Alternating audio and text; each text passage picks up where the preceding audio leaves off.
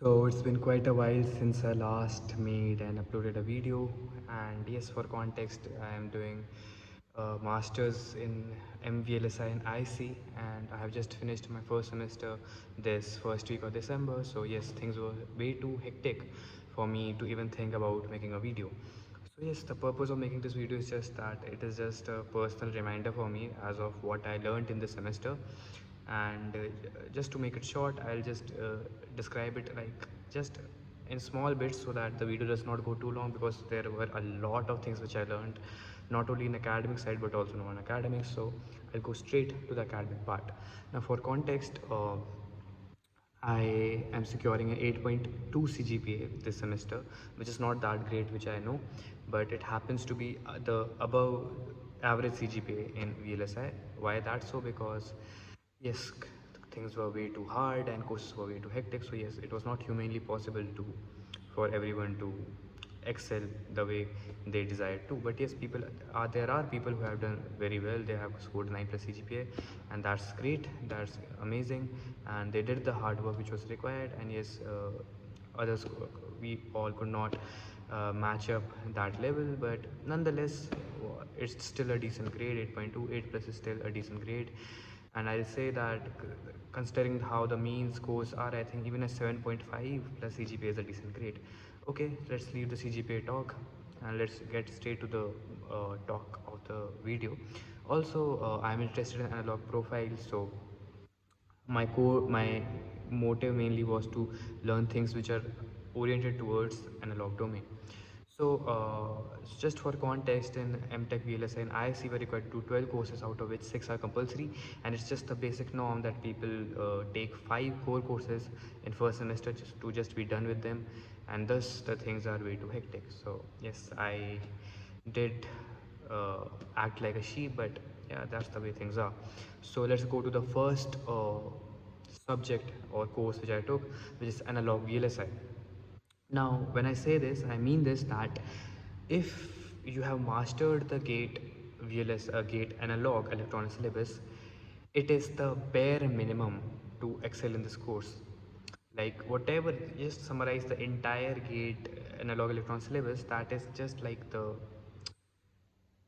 I think it is just the 5% of this course in terms of it is the base, yes, but that amount, the level of intuition that I built while studying this course was just the next level. And I can vouch for this is that the things or the problems that I would say are way too hard when preparing for gate analog electronics, I'd say that they are now way too easy for me now, just because of the analog intuition that I have developed in this semester. The resources that I followed were, there's a playlist on YouTube, High Frequency Analog Circuit Design by IIT Kanpur, and basically that was the entire syllabus that we had for analog VLSI.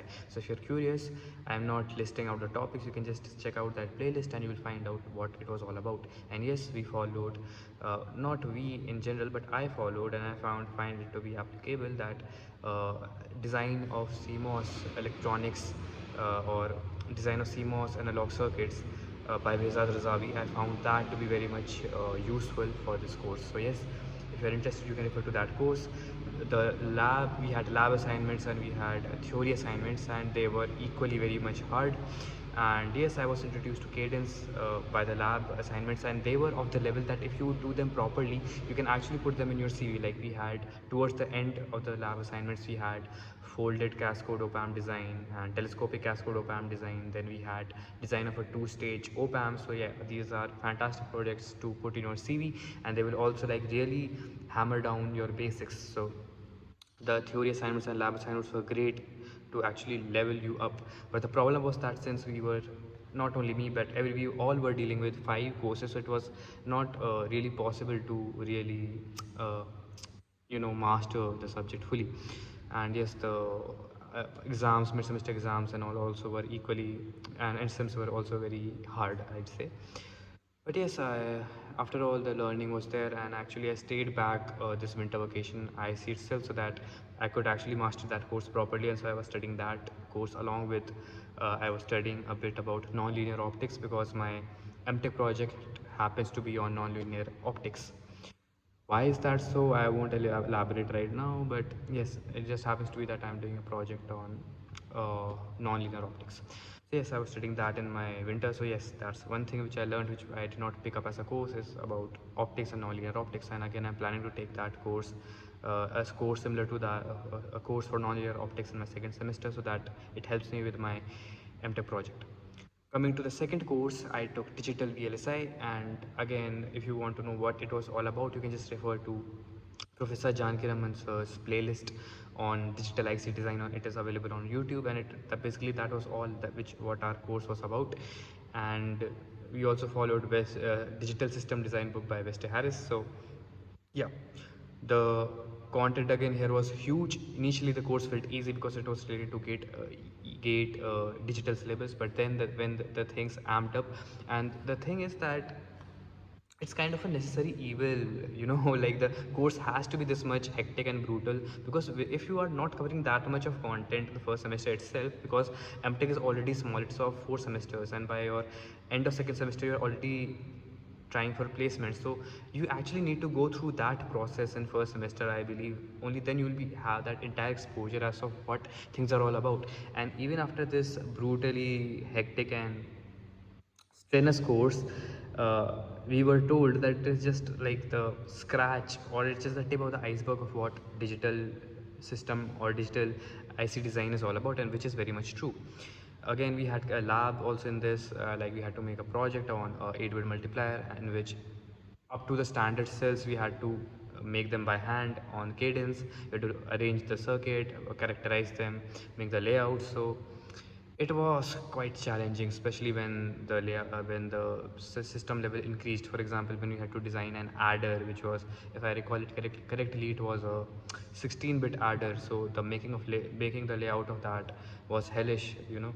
Even when we are designing for standard cells, when we are making layout for full adder and all, so because you have to follow constants, obviously that the layout can't be that big, or it should maintain some power constant, or its height and all should like follow a certain constant. So for doing all that was quite hectic, and I'll be honest, I have never done this much amount of work in my entire life. Like I was working the entire night, and I was sleeping when the sun was rising at 6 or 7 a.m. I have never been through such kind of strenuous process in my entire life. So that was quite something, and it was quite pushing me to my limit, I'd say.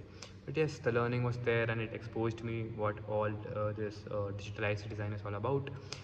So yeah, if you're interested, again, you can refer to the playlist and you can find out the topics there are. There's one more playlist by, if I recall it correctly, by Professor Madhav Rao sir, and it's again on by NPTEL only. It's available on YouTube, and he's from IIIT Bangalore. So again, his course is also around West Harris book, so that also can be seen if you want to know what this course was all about. But yes, the lab work was quite hectic, so I don't think so that will find available online. But if you're considering to join ISC, and if you have a good enough rank, and if your performance in interviews was great, then congratulations. And if you're coming to ISC, then feel free to reach out to any of the seniors or our seniors to get an idea about what things were like.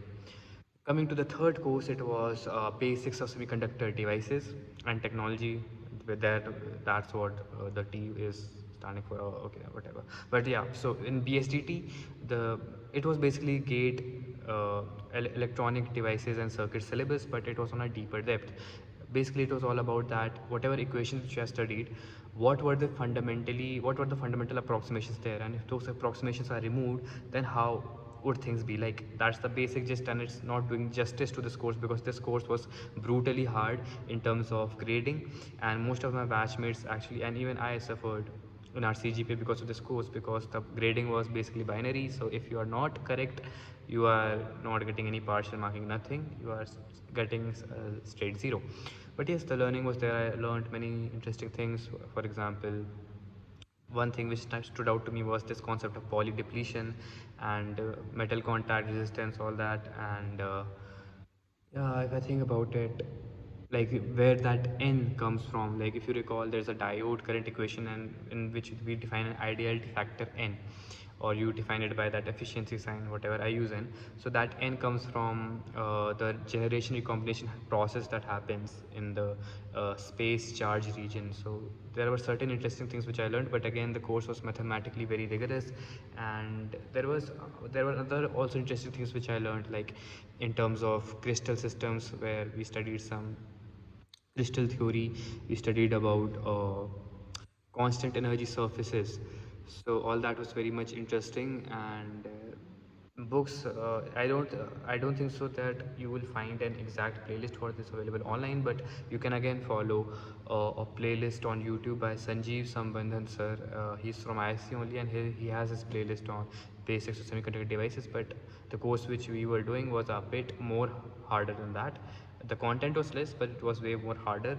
One of the books which there were multiple books and papers that were used as reference. So one of them was a book by Tuarning on fundamentals of semiconductor devices.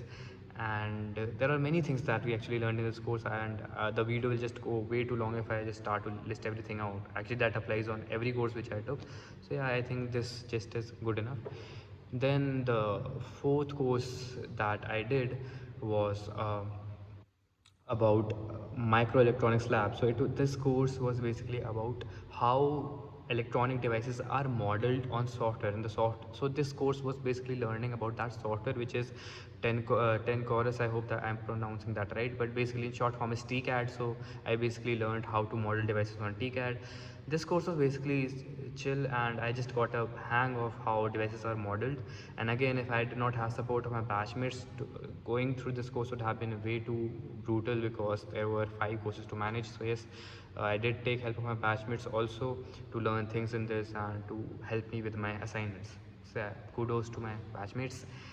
And I think this was pretty much what this course was about. I learned a bit more new things in technology like FinFETs and nano sheets.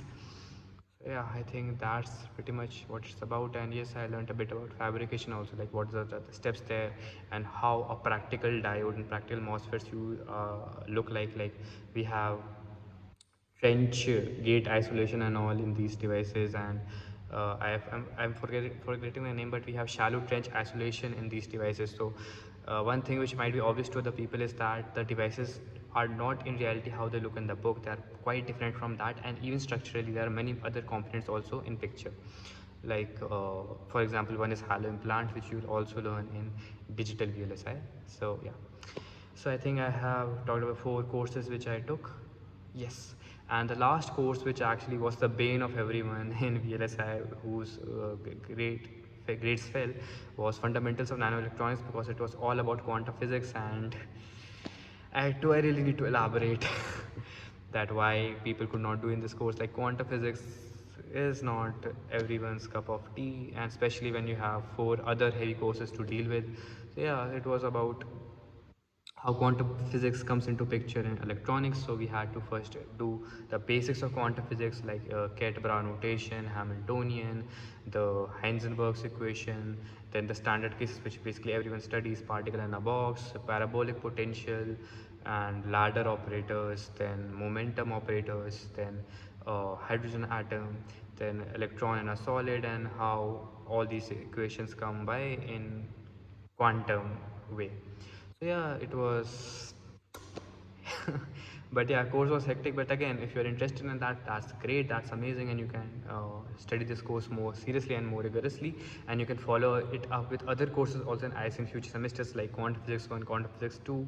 And so again, you can study a lot in this. But since mostly MTech VLSI guys are concerned with job in VLSI in digital or analog domain, so we are guilty of not actually focusing much on this fundamental of nanoelectronics course. But definitely I'd say that if you have interest, you should go for it and study well in that.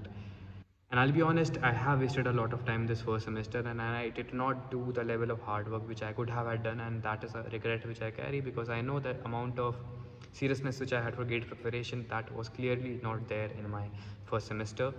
I think it was basically a bit of the awe that I was filled with by coming in IISc, and I was enjoying exploring the place. And by the time I settled in here, things were way out of hand, and like the course and all was way too much. But still, in the end, I pulled it off 8.2. Okay, fine. And I hope that I stayed back so that I could study for analog circuits more, and I hope things work out for me in future semesters. Let's see. So I think that was the basic summary in academics which I learned, and non-academics, that's a different question, that's a different philosophy. But yeah, I think this is about the academic things which I learned in my first semester in IC. So yeah, if you are watching it, thanks for watching, and if you are considering joining IISc MVLSI, you are congratulations and you're more than welcome. But I'll again say that reach out to your seniors, my batchmates or my seniors, and like just reach out to them and just get to know that whether the environment here and the things that which I can't basically just say out here, but if whether the things the way they are here suit you or not. Yeah, so before making that decision, do your research, and yeah, do well in life.